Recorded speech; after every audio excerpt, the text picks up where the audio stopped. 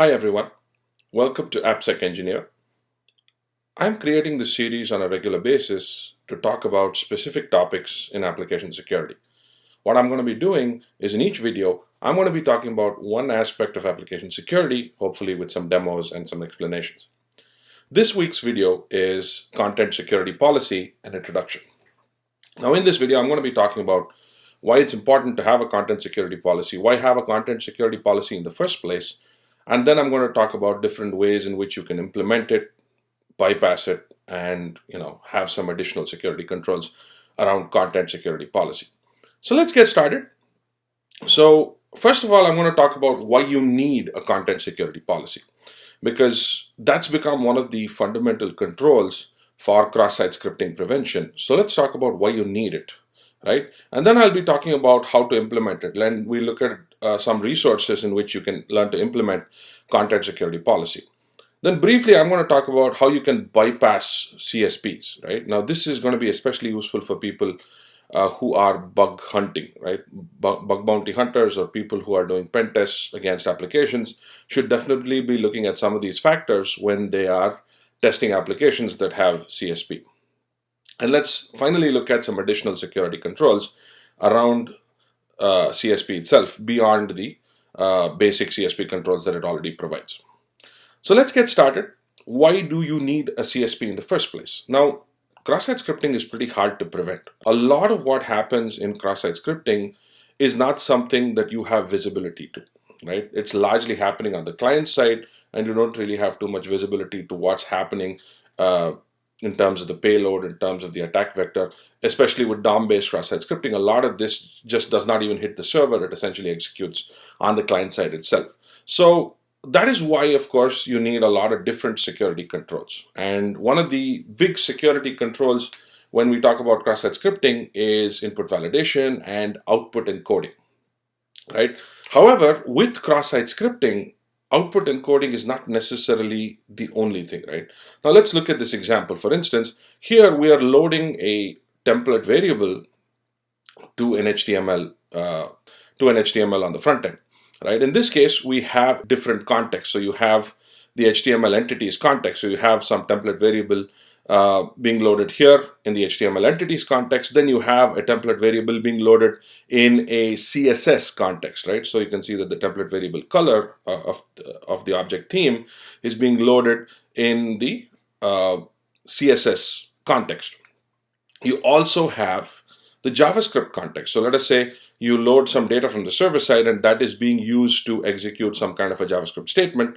That would probably be used in a JavaScript context. And last but not the least, you also have HTML attributes. So in this case, we're populating a anchor tag with a particular href attribute with a particular URL that we're loading from the server side. Now, in any of this, based on how the user controls the actual data coming into this particular page or being loaded as part of the templates in this particular page, an attacker can perform a cross-site scripting attack, right? So I can load a cross-site scripting attack here or a cross-site scripting payload here, and then of course here as well as here, right? Now output encoding is a valid defense against cross-site scripting simply because it escapes these special characters and renders the cross-site scripting attack moot simply because it breaks down the payload as data and the browser is not expected to execute data that is being rendered. Now that works usually really well with HTML entities, right? So if you're loading data in an HTML entities context and you're using an auto-escaping system like Jinja or whatever it is, in this case I'm using Jinja 2, which is a Python-based templating system that auto-escapes things for the HTML entities context. However, once you start going into the CSS, JavaScript, or even the HTML attribute category of things, that's when things start to become a little more complicated. For instance, let me show you this example, right? So I have an application that I'm going to load different types of payloads in, and this is, I'm using a Jinja-based templating system in the backend. right? So I'm going to try different types of payloads, and some of these payloads are going to be auto escaped by Jinja, right? So let's go with a very, very basic payload, right? Script alert 1. This is something that all of you would have probably seen when dealing with cross-site scripting, basic payload, right? Now, let's look at what I've done here. So the first one is the escaped context. This is the HTML entities context, right? So I'm escaping this. However, the second one is unescaped. As a result, it rendered the payload on screen, right? So it rendered the payload on screen. So let's look at the code as well. I'm going to talk about the code a little bit. So if you look at the what is coming back, and this is the page in which the results are rendered, I am just loading the Jinja template, which is going to be escaped at this point, and of course not escaped here, right? Not escaped for the HTML entities. Now, if I just use Jinja by default, it would automatically escape it, and that would be great because I don't need to worry about, I don't need to worry about cross-site scripting simply because the payload is escaped. But the things start getting a little more complicated once I start dealing with HTML attributes. And you see that I'm still using the auto escape variant here. But let's see what happens in our demo, right?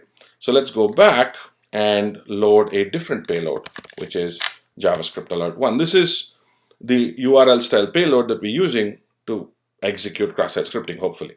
Now, as you can see, the entities, it does not work simply because it's not loaded as a JavaScript entity.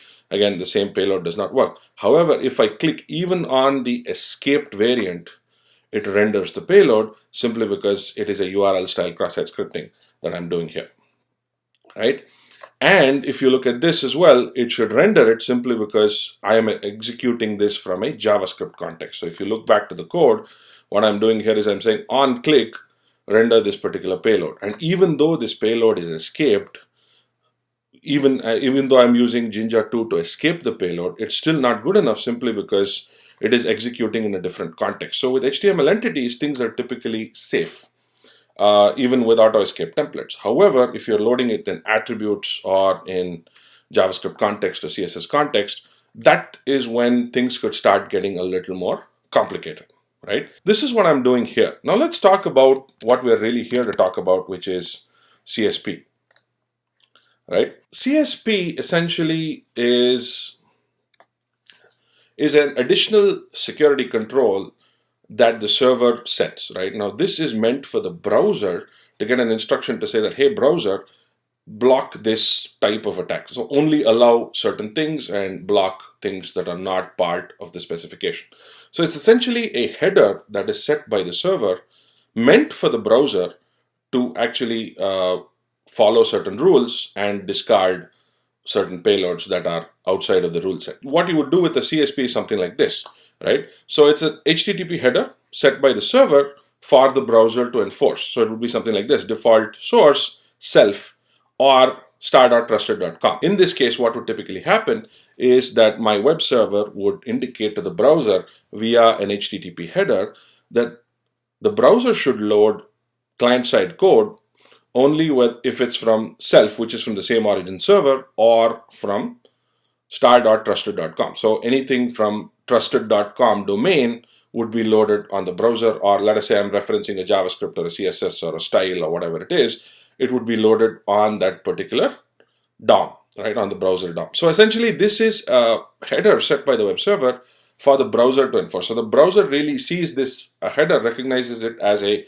particular set of instructions, a security instruction for it to follow, and performs the action accordingly, right? Now let's quickly look at a demo of CSP, right? So I'm going to use the same exact example with this, and we'll talk about different types of CSPs and how you can validate. So let's design a CSP real quick with cspsawesome.com. So let us say I want to make sure that we have a self. So the default source is self. Now this is very important. In a CSP scenario, if you use default source, the idea is that this kind of gives you a single instruction to ensure that all of the content is now only from self. So in this case, I'm saying that the default for all possible content types is the origin server, which means that anything loaded on that particular DOM will only happen from the same origin server. It will not load let's say you include a script from jQuery CDN or Amazon or whatever it is, it would not load. It would only come from the same origin server, right? Now, you can, as soon as you do a default source, typically what happens is that unless you want to have specific instructions for other content types, right? So in this case, you have default, you have script, you have style, you have image, you have font. Now let us say you only want all resources to only load from your default source. It means that you can just go ahead and do default self and you're done with the whole instruction. You don't need to do anything else. But typically this is not the case. You'll need to have a lot of different sources. So you're probably loading fonts from Google Fonts, you're probably loading styles from somewhere else, from a third-party CSS, you're probably loading something else from jQuery, you're probably loading something from Angular or whatever it is, you're loading it from third-party sources. So this may not work for real-world applications unless you have all of the client-side code being loaded from the same origin server, right? Now in this case, what I'm going to do is also define that all of the JavaScript, the source of all the JavaScript, should be loaded from the same origin server, right? I'm going to load all of the JavaScript from the same origin server. And I'm also going to specify that the default is the same origin server. So let's just set this, and it would generate a nice little content security policy header for us. And I'm going to use this header in my screen. So let's just quickly go to my demo app and say this, right? So I'm going to load that the default source is self and the script source is also self. Now let us say I go ahead and run this payload. This is the same exact payload that I ran the previous time. Hopefully we should see that it does not execute. And you see that it did not execute, right? So it said that the page setting, you can see the console, the JavaScript console here, essentially coming up with a bunch of warnings saying warnings and errors. Of course, that says that, what content security policy prevented the load of this particular inline script. So I loaded a script inline, which was script alert 1, which it disabled simply because the inline script was not allowed, eval was not allowed. So one of the things we saw here was when we were setting the script, we did not allow the inline HTML entities, we did not allow the script to run an eval function in JavaScript. So that's why it essentially blocked all of the execution possibilities in that script, which is great, right? Now, even if you have a potentially vulnerable app that may be vulnerable to cross-site scripting because of various reasons, a CSP header would essentially prevent or reduce the blast radius of that. It may not prevent all the time, depending upon how the attack plays out, but it may definitely reduce the blast radius of that particular attack. Now, let's look at another example, right? Let's use the same CSP. However, this time, let's go with an iframe, right? So I'm going to go with an iframe that links to we45.com, and you'll see this time it executes the iframe, right?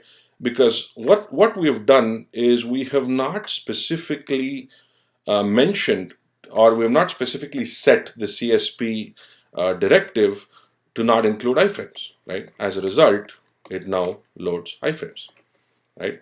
So let's quickly look at how we can do that. Let's go back to our CSP is awesome, go to frames and say no frames. I don't want to load any iframes at all because my website or my application does not require iframes. It never needs any iframes. So let's assume that that's the case. And now I go ahead and say this, it will generate a different header. So in this case, I'm saying default source is self, script source is self, but frame impossible. Nobody can set any iframes on this. It's not possible because I don't need iframes. Now let's go ahead and try the same exact payload out and use the same iframe directive. And you can see that it did not load. So it blocked the load of this particular iframe.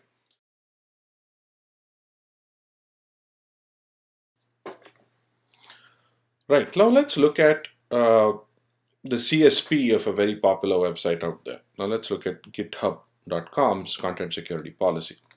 Now if I import it, what it's going to do is it's going to give me the CSP. So I'm using report-uri.com which is a security site which allows you to set and validate and look at violations of your CSP as well. Now this site also has a policy importer where I'm using its policy importer to see what kind of a policy does a site like GitHub or Google have, right? So in this case, GitHub, one of the most popular sites on earth, has a pretty granular policy, as you can see. The first thing you'll see is that the default source is set to none. Now this essentially means that deny all access, right? So the default source set to none means deny all access. However, obviously GitHub loads stuff from different resources. It doesn't just mean that, hey, don't load anything on the site. It clearly means that there are very granular specific directives that GitHub is loading as part of its content security policy. So you can see that it's loading script source only from github.githubassets.com, style from github.githubassets.com, and it's also allowing unsafe inline. They probably have a good reason for that. Image is from self as well as some data. So let us say you want to load some base64 encoded images, you can do that, and from these specific sources as well. So you can see that GitHub has very specific granular instructions, and all of this that is under the checkbox means that GitHub has specified all of these elements as part of its CSP. And you can see the frame ancestors, mixed content, so on and so forth. So a lot of stuff is being rendered as part of GitHub's content security policy. Let's look at a very popular type of attack against CSP, which is CSP whitelisting bypass. Now, one of the things you can do with a content security policy is set up wildcard entries or domains, right? Now, let's say that I have an application that is loading JavaScript from a particular S3, AWS S3 bucket, right? That's a very common pattern where you have static assets stored in AWS S3 and you have JavaScript, CSS, images, fonts loaded from that particular S3 bucket, or from some third-party site like Marketo for analytics and so on and so forth, right? Now, this is a very popular way of doing things, and a lot of developers do something like this. Now, let's quickly look at the code. So in this case, what I'm doing is I'm setting a content security policy with a default source of none, which is a good thing. I'm blocking all access, but then in my script source, I'm setting up a instruction saying that you can load JavaScript from self, or you can load if the script source is star.amazonaws.com. Now you can probably see where I'm going with this. First of all, if an attacker is able to find that your application is vulnerable to cross-site scripting, and the attacker sees your CSP to be set to this wildcard entry, all the attacker would now have to do is set up another S3 bucket, load some malicious JavaScript resources in his or her own S3 bucket, and then start using that to perform cross-site scripting against your application, right? So let us say you have genuine site.s3.amazonaws.com and you're loading JavaScript from there, and attacker has evil site.s3.amazonaws.com. You can actually, the attacker is now able to load all those resources on your application simply because you have set a pretty large wildcard against your application. So if you are someone who's pen testing applications or doing bounty hunting or you're auditing applications, one of the things that you should look for, especially when you're doing CSP validation or looking for cross-site scripting, is look at the type of CSP that is being set up, whether it has a lot of wildcard entries and whether the domains of those wildcard entries can be, you can influence or control the aspects of the domains of those wildcard entries. Now let's take that in a real world example, right? Now here I have set up an S3 bucket, which is V45 CSP test index.js, right? So I have a particular S3 bucket which has an index.js, and this has the content document.write, hello, this is genuine. I obviously want to load this in my application. So let's say I take this and I paste it in here. Now what it's going to do is hopefully load that resource. So you can see that it prints, hello, this is genuine. And if you look at the page source, its script source is set to the source at which I specified that particular script source. Now let's take a slightly different example. Let's say attackers identify that you're using star.amazonaws.com. Now what the attacker could do is set up a malicious payload like this. So in this case, I've set up a malicious payload with an alert. This is an XSS attack, document.domain, whatever. So I'm going to copy this and paste it in to my application, and Now it should still work simply because I am loading this particular resource. And since I have whitelisted the entire Amazon AWS.com as a CSP whitelist, this is going to become a huge challenge, and attackers will be able to use this. And if my application has or is already vulnerable to some kind of client-side injection, then attackers can leverage this quite easily. Some of the additional ways to protect with content security policies is to use nonces or hashes, right? Now, nonces and hashes are additional protections beyond the realm of just the traditional content security policy. So I could use a content security policy with a nonce to say that, hey, only load a script that has this particular one-time random token that is also loaded on the client side. So if your script has this nonce called XYZ and your content security policy has a directive to say that load only scripts with the nonce XYZ, then that particular script is the only one that is going to be loaded on your application. So let's quickly look at a demo of how this would work. Right? So in this case, I have a content security policy loaded with a script source that says anything that has this particular nonce is the only thing that I will allow to load on that application. So let's look at the code and see how it works. So in this case, what I'm doing is that I am taking the previous example. So you saw the document.write, this is genuine payload, right? Now what I'm doing is I am generating a nonce. Now remember, nonce must be a one-time use token only. So every time a page refreshes or the user moves on to another page or moves on through your application, you need to generate different nonces, right? So a nonce, in this case, I'm just using UUID4, I'm getting the hex value of that and using that as the nonce, right? Now, whenever I load content, I'm going to load it with this particular nonce. And I'm going to load that script with that particular nonce. So in this case, what I'm going to do is I'm going to load the content of this particular JavaScript, and this JavaScript is going to be linked to the nonce. So if you look at the way it's going to work, you will see that I'm loading the JavaScript on the front end with a particular nonce, and I'm also loading the JavaScript, right? And I'm also entering additional payload. So I'm entering an additional JavaScript payload, and since this does not have a nonce, it should not load, and the content security policy should enforce the violation and say that, look, I'm not allowing you to load this simply because this particular script does not have a nonce. So in this case, what I'm doing is I'm using two JavaScripts. One is what is already being rendered by the nonce, and then this is something the attacker is trying to do, load his or her own JavaScript on your site. Typically, based on my existing content security policy, any script without a nonce should not load on that particular site. So let's look at how this works. Right? So I'm going to go back to my demo site, and I'm going to look at the nonce. So let's say I'm going to load script, whatever. I'm going to just use something script alert one, whatever. Now this should not load simply because I don't have a nonce for execution of this particular script. If I did, if this was linked to a particular nonce, I would load it. So let's look at how it works, and you'll see that you should see the content security policy throwing up an error. So there are two things that have happened here. The first thing is that the script with a nonce loaded. However, the script without a nonce did not load. So let's look at the page source.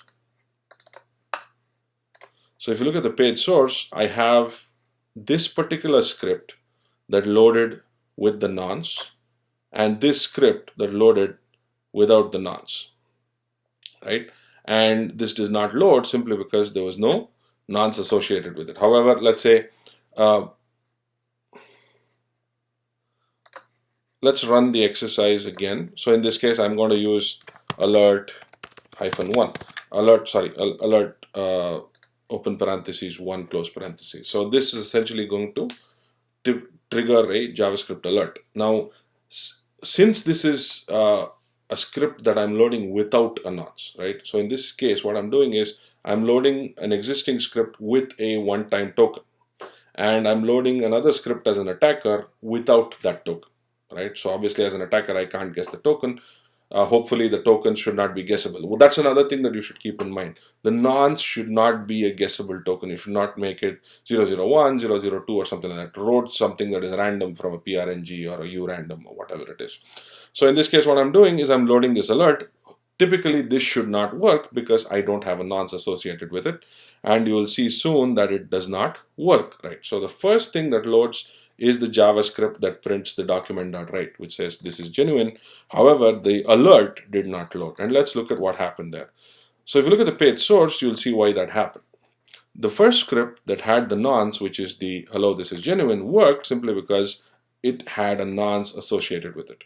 And if you look at my CSP header, you will see that anything with this particular nonce would work, right? It would work because there is a specific nonce being applied to that particular content security policy. However, the second script, which was supposed to load the alert function, did not load because there was no nonce associated with it. Since the browser did not see that particular nonce, there was no real execution that happened, and the CSP policy essentially worked because the enforcement happened. The next type of CSP control I'm going to be talking about is one with hashes, right? Now in this case, what we're doing is that we want to restrict the loading of JavaScript based on the hash value of that JavaScript, right? So in this case, what I'm going to do is I'm going to give you an example. I have a JavaScript which is like so, right? Document.write, hello, this is genuine. You've already seen this in the previous example. Now, I'm going to generate a hash value of this and use that to create my CSP.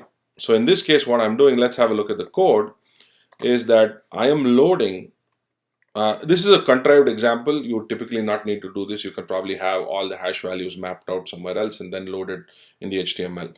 So in this case, what I'm doing is I'm loading this index.js file and I am hashing it with the SHA-256 algorithm and base64 encoding it, right? So I'm using SHA-256 and then using base64 to base64 encode the SHA-256 hash, right? So what I'm going to do is create my content security policies that says default source self, script source, load only scripts if they have the SHA-256 hash that matches with the SHA-256 hash of the JavaScript that you're loading, right? So let's look at how that works in our example application. So let's go back here and use the hashes. So let's say I am loading document.write.